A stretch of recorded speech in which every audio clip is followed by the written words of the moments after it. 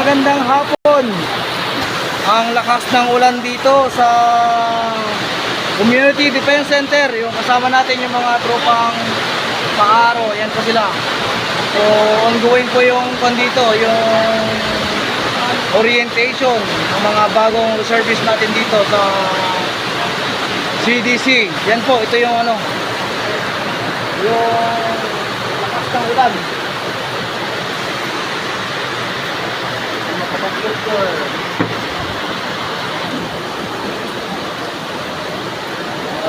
Sana humina na to para matuloy yung nila, yung evaluation na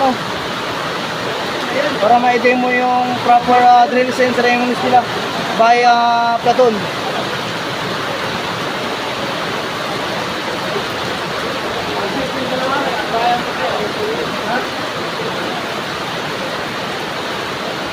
Yan.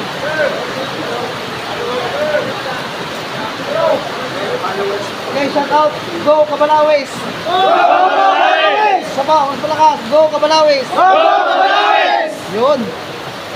Kita nyo man kung ano yung mga suporta nila sa atin dito, mga Cabalawes.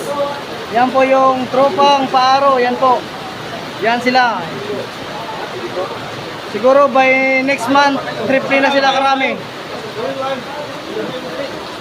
So I hope na matapos yung training nila ng mas maaga, at the same time maging active sila ng reserve at magkaroon na sila ng serial number.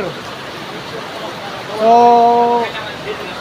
sa mga susunod na mga weeks or months, makakasama natin sila sa mga activity ng Community Defense Center. So yan po, yan ang suit nila ngayon. And in the other days, naka-pillar pat na itong mga to. Yan. Mga snappy na mga reservists natin. Na mga newly acquired.